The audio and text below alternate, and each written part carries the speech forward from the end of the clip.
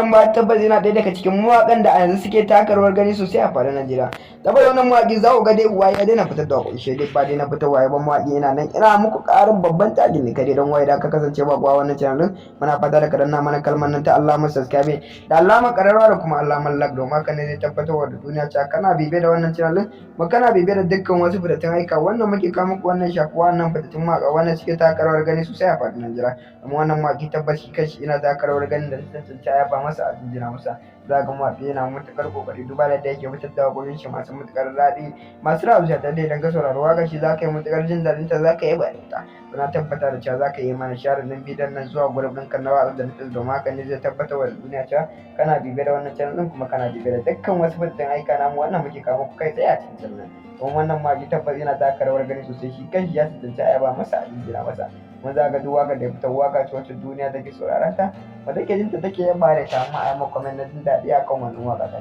saboda haka muna ƙara muku godiya musamman wajen comment da kuke mana a kowane lokaci a cikin channel haka yana ƙara tabbatarwa da cewa kuna bibiye da wannan mawaƙi kuma kuna bibiye da dukkan wasu fitattun aika nashi wannan yake fitowa to dan uwa muna ƙara muku godiya musamman wajen comment da kuke mana a cikin channel haka yana ƙara tabbatarwa da cewa wannan fasihin mawaƙi fa yana da ɗumbin masoyan sosai a faɗin Najeriya muna ƙara muku godiya to kusan wajen sharing da comment kusan dudu nan muka zo ƙarshen bidiyon muna fata ku kasance da mu a cikin wani sabon shirin ma cikin wannan YouTube channel ta mu albarka mun gode sosai dan mu ƙara kasancewa da ku a wani sabon Sana dan ba tabbas yana ɗaya daga cikin mawaƙan da a yanzu suke taka rawar gani sosai a faɗin Najeriya. Saboda wannan mawaƙi za ku ga dai uwa ya daina fitar da waƙoƙi dai ba daina fitarwa ba mawaƙi yana nan ina muku ƙarin babban tajin ne kare don waye da ka kasance ba kuwa wannan channel din muna fata da kadanna mana kalmar nan ta Allah mu subscribe da alamar ƙararrawa da kuma alamar like domin haka ne zai tabbatar da duniya cewa kana bibiye da wannan channel din kuma kana bibiye da dukkan wasu fitattun aika wannan muke kawo muku wannan shakuwa wannan fitattun mawaƙa wannan suke taka rawar gani sosai a faɗin Najeriya. Amma wannan mawaƙi tabbas shi kanshi ina taka rawar gani da tantance ya ba masa a jinjina masa